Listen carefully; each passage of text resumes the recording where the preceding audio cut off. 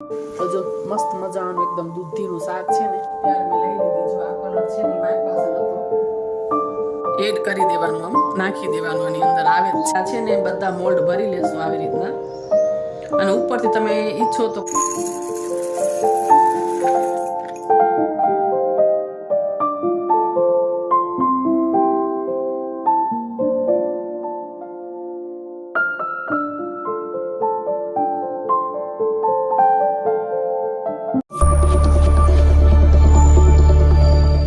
આજે સવારમાં છે ને કિચનમાં સૌથી પહેલાં છે ને બધી ગ્રોસરી છે ને અરેન્જ કરવાની છે ને એ બધું જ પ્લેટફોર્મ પર રાખી દીધું છે. એટલે ફટાફટ છે ને ચાલો એને છે ને અરેન્જ કરી લઈએ બધું.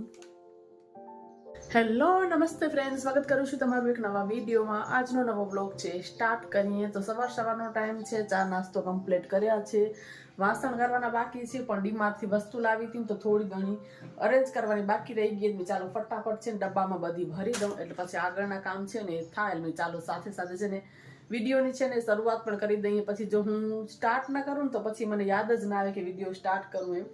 એટલે જો આ કાચની બેણી ને બધું ખાલી છે ને જે બોટલ એ લીધી છે. આમાં ચણાનો લોટ ભરી દીધો છે, હજી પણ આમાં લોટ છે એટલે બીજા ડબ્બામાં ભરીશ. ને આ રાજમા અને બધી થોડી ઘણી વસ્તુ છે ને એ રહી જ ગઈ હતી ભરવાની. ને ચાલો ફટાફટ છે ને બધી જ ડબ્બામાં અરેન્જ કરી દઉં. પછી વાસણ છે એ કરવાના છે, પછી ઘરના કામ છે ને હજી સ્ટાર્ટ બાકી જ છે કરવાના. પણ સવારમાં ચાલો પેલા બધું અરેન્જ કરી દઉં તો અહીંયા બધું કિચનમાં જગ્યા થઈ જાય ને એટલે આમ થોડું ઘણું સારું લાગે. તો જે બધી વસ્તુ અહીંયા પડી હતી ને બધી ઉપાડી લીધી છે. અહીંયા કારણ જો મકાઈ છે ને એ મૂકી છે ને.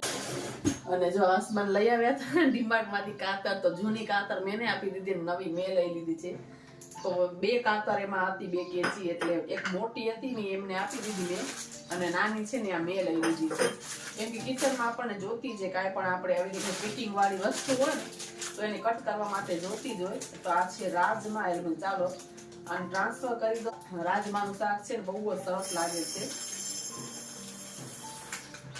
ચાલો છે ને કિચનમાં છે ને જગ્યા થઈ જાય, બધું અરેન્જ થઈ જાય ને. તો આ મેગી છે એને તો એમને જ અંદર પેકેટ મૂકી દઈશ. આ છે ને રગડાના વટાણા લીધા છે, સ્પેશિયલ રગડો બનાવવા માટેના જે અલગ જ આવે છે ને વટાણા લીધા છે. તો એને પણ ચાલો ટ્રાન્સફર કરી લઉં. અને આ છે ને મેં ફાલુદાનું પેકેટ લીધું છે. હવે જોઉં ક્યારે સમય મળે છે ને એટલે એ પ્રમાણે પછી બનાવું અને રેસીપી જરૂરથી શેર કરીશ. આ છે પમ્પકિન સીડ્સ જે હજી પડ્યા છે તો પણ હસબન્ડ લઈ આવ્યા છે એટલે એને પણ ટ્રાન્સફર કરવાના છે. તો એને છે ને બહાર જ મૂકી દઉં કેમ કે ફ્રીજમાં છે ને બીજા પડ્યા છે. એટલે આને છે ને આ કાચની જે બેણી છે ને એમાં કાઢી લઉં. મજા આવે, આનો ટેસ્ટ બહુ જ સરસ લાગે એકદમ ખાવામાં. જો છે ને બહુ જ સરસ લાગે, ટેસ્ટી લાગે એકદમ. આપણે તમે વેઇટ લોસમાં અને એમાં બધી આવી વસ્તુ છે ને ખાઈ શકો, બહુ જ ટેસ્ટી લાગે.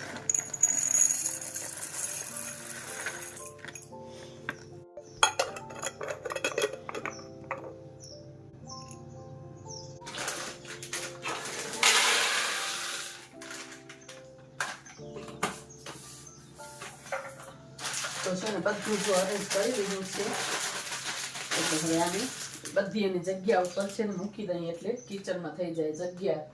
આ ટ્રે છે ને સિલિકોનની છે એટલે આપણે કુલ્ફી જમાવીને તો આની અંદરથી ઇઝીલી આપણે આમ રિમૂવ કરી શકીએ. એટલે જો એકદમ આમ ઇઝીલી થઈ જાય છે. જે ઓલી આવે છે ને એમાંથી આમ કાઢવી મુશ્કેલ થાય છે. એટલે સિલિકોનની છે ને આપણે સારી રીતના આમાં જમાવી અને પછી ઇઝીલી રિમૂવ કરી શકીએ છીએ. પણ એક ખાસ ધ્યાન રાખવાનું કે જો આપણે આમને અંદર નાખશું ને તો આને ઉપાડવું બહુ થશે. એટલે આની નીચે છે ને બરફની ટ્રે છે ને મૂકી દઉં છું. એટલે જો આ ટ્રે છે ને આવી રીતના નીચે મૂકી અને પછી આપણે આની અંદર કુલ્ફી ભરશું ને તો આને ઇઝીલી ઉપાડવું આમ સારું રહેશે. એટલે એમને એમ તમારે આમ નીચે નહીં મૂકવાનું, પછી છે ને આમ ઉપરથી નથી. અને જો આ સ્ટીક છે ને હું ડીમાર્ટમાંથી લઈ આવી હતી વચ્ચે ગઈ ને ત્યારે, એટલે આ સ્ટીક લઈ લેશું આપણે. તો બસ ઈઝી છે એકદમ. આની અંદર છે ને આપણે આવી રીતના એડ કરી દેવાનું, આમ નાખી દેવાનું. આની અંદર આવે જ છે કાણું આવી રીતના. એટલે જો આમ તમારે બધામાં આપણે પહેલાં ટ્રાન્સફર કરી દઈએ, પછી આપણે છે ને જે કુલ્ફી બનાવવાની છે ને દૂધ એડ કરીએ આપણે. ઇઝી છે એકદમ. તો મેંગો વાળી પણ બનાવી છે, પણ જોઈ મેંગોનો પલ્પ કાઢી અને પછી બીજી વખત એ બનાવીશ. આ વખતે ખાલી દૂધવાળી જ ડ્રાયફ્રૂટ વાળી બનાવું છું. જે મેં બનાવીને મૂક્યું છે દૂધ, એની અંદર ડ્રાયફ્રૂટનો પાવડર ને બધું એડ કરી માવો ને જો બસ આવી રીતના સેટ કરી લીધું છે. આપણે આ છે ને બધા મોલ્ડ ભરી લેશું આવી રીતના, અને ઉપરથી તમે ઈચ્છો તો કાંઈ પણ આપણે ડેકોરેશનમાં તમે સેટ કરી શકો છો, પણ હું આમ જ રહેવા દઈશ. એટલે જો આપણી કુલ્ફી છે ને બસ આવી રીતના હવે ફ્રીજમાં સેટ થવા માટે મૂકી દઈશું 6 કલાક માટે. તો અહીંયા આવી રીતના મૂકી દઈશું એટલે તો જો આમાં છે ને 6 કલાક પછી સેટ થઈ જશે. જો ઘરની સાફ સફાઈ કરતી હતી ને એમાં મેં કાંડ કરી દીધું છે.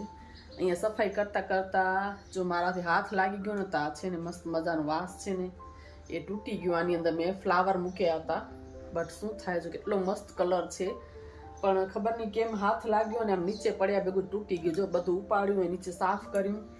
એક સાઈડ છે ને આવી રીતના મસ્ત ડિઝાઇન હતી અને એક સાઈડ પ્લેન હતું, એટલે હું અલગ અલગ રીતે રાખતી હતી. પણ મેં અહીંયા મૂક્યું હતું, તમને ખ્યાલ હશે મારા વિડીયોમાં, અહીંયા કને મેં ફ્લાવર મૂક્યા હતા છે, ત્યાં તૂટી ગયું. બસ ચલો બહાર છે ને આને ડોલમાં અલગથી આમ મૂકીશ, કેમ કે ડોલમાં નહીં મૂકું એટલે અલગ પેક કરીને પછી આપણે ડસ્ટબિનમાં નાખશું. બહુ જ સરસ પોટ હતો, પણ હવે શું થાય, કાંઈ જ ન થાય. તો ક્યારેક ક્યારેક કામ કરતા હોય ને તો કાંઈ પણ એવું થયા કરે. ચાલો હવે છે ને અંદરનો રૂમ છે ને એ હવે ક્લીન કરવાનો છે. અને આ જો મારી સાડી અહીંયા પડી છે ને એટલે મને યાદ આવી, કાલે છે ને મેં લીધી છે બાંધણીની સાડી, પણ રોલ પ્રેસમાં આજે દેવાની બાકી છે. ચાલો પહેલાં તમને દેખાડી દઉં પછી કામ કરું. કાલે છે ને અહીંયા કને એક કાકા આવે છે ભુજથી વેચવા માટે. પેલા વ્હાઈટ સાડી છે ને એ પણ મેં ત્યાંથી જ લીધી હતી. કાલ ઘઉં સફાઈ કરતા હતા ને ત્યારે કાકા આવ્યા હતા, એટલે મેં સાડી લઈ લીધી. મારી દેરાણી પહેલાં લીધી 2 દિવસ પહેલાં, પણ ત્યારે છે ને થોડીક નુકસાની હતી ને એટલે મેં ન લીધી, અને અત્યારે લીધી છે. પછી આને રોલ પ્રેસમાં દેવાની છે ને, ચાલો ફટાફટ દેખાડી દઉં. એટલે જ મેં બહાર મૂકી હતી કે પછી હું ભૂલી જઈશ, એટલે ચાલો તમને દેખાડીને પછી આજે છે ને સાંજે રોલ પ્રેસમાં દઈ આવું. તો છે ને આ કલર છે ને બાંધણીમાં નહોતો મારી પાસે, એટલે મેં ચાલો આ કલર લઉં. એટલે મારી દેરાણી પણ આ જ લીધી છે અને મેં પણ આ જ કલર તે દિવસે પસંદ કર્યો તો, પણ નુકસાની હતી ને એટલે મેં રહેવા દીધી. તો કાલે આવ્યા હતા ને કાકા ત્યારે મેં લઈ લીધી. જો આ કલર છે ને મારી પાસે નહોતો, એટલે રોલ પ્રેસ થઈને આવશે ને ત્યારે સારી રીતના ખબર પડશે કેમ દેખાય છે કે શું. નહીં તો છે ને દરવાજો ખોલું થોડું અજવાળું આવે.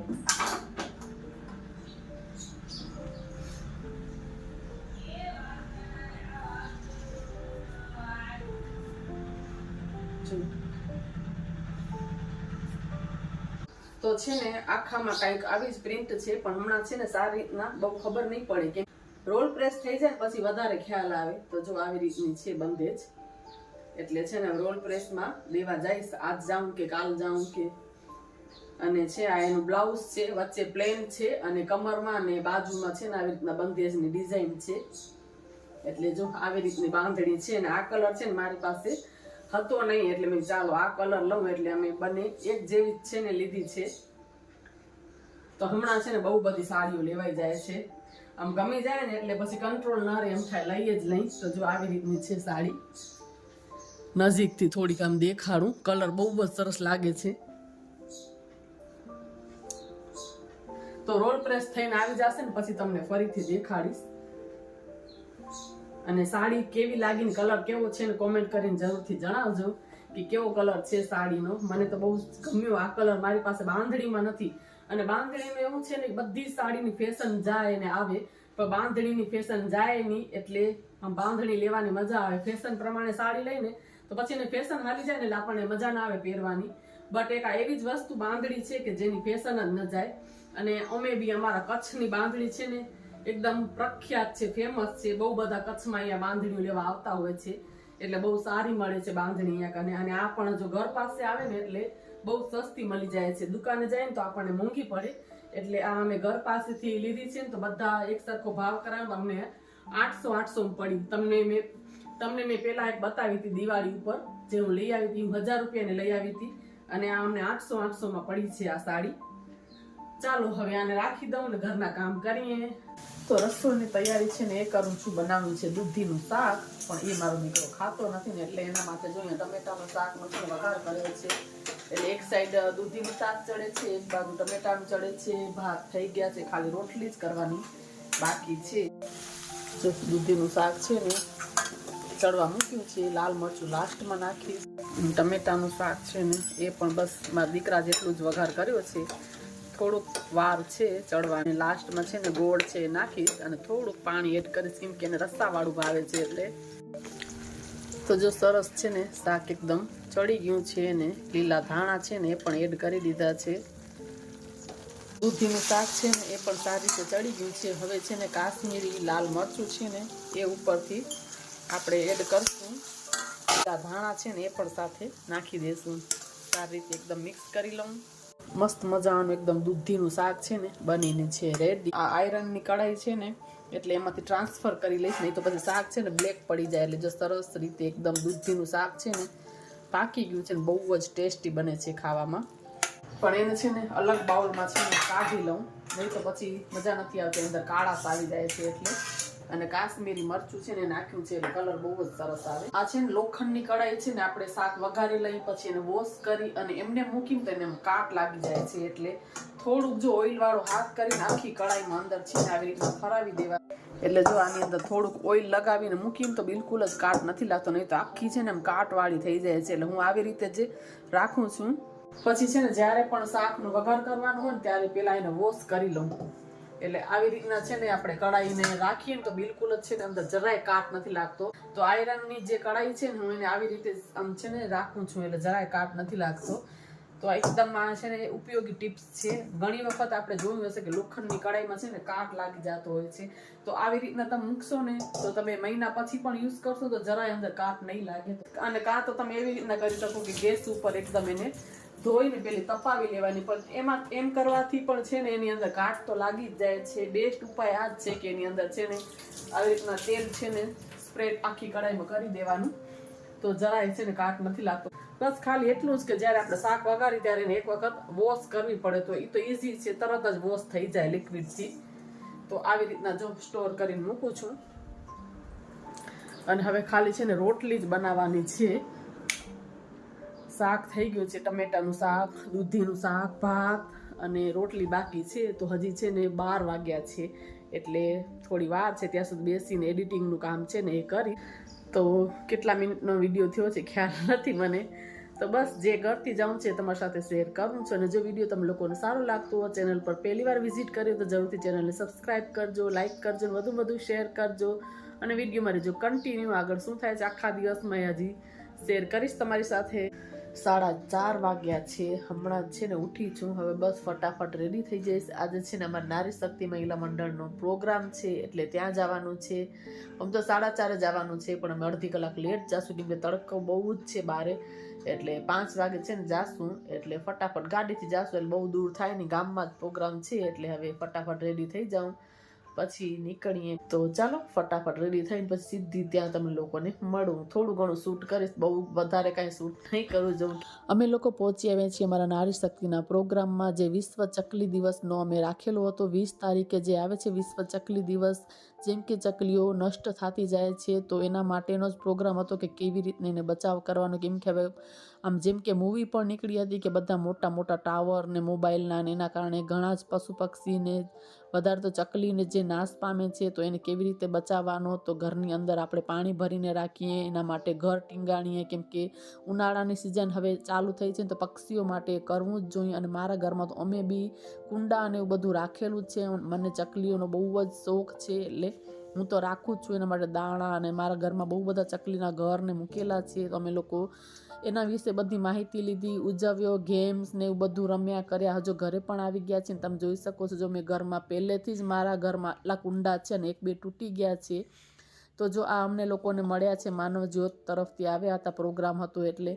તો આ પાણી ભરીને રાખીશ કેમ કે એટલી બધી ગરમી છે. આપણે તો ઘરની અંદર હોઈએ એટલે પાણી પી શકીએ પણ પક્ષીઓ માટે ને બારે પશુઓ માટે ને પાણી રાખવું જ જોઈએ કેમ કે એટલી બધી ગરમી હોય તો એ લોકો બચારા શું કરે. એટલે આપણે એના માટે ભરીને મૂકવું જ જોઈએ. આ જે ચકલી ઘર છે ને એ પણ હું ટીંગાડીશ. અને મને તો અમે બી મારા વ્લોગ્સ જે જોવે છે એને ખબર છે કે મને ચકલીઓ બહુ જ ગમે છે અતિશય.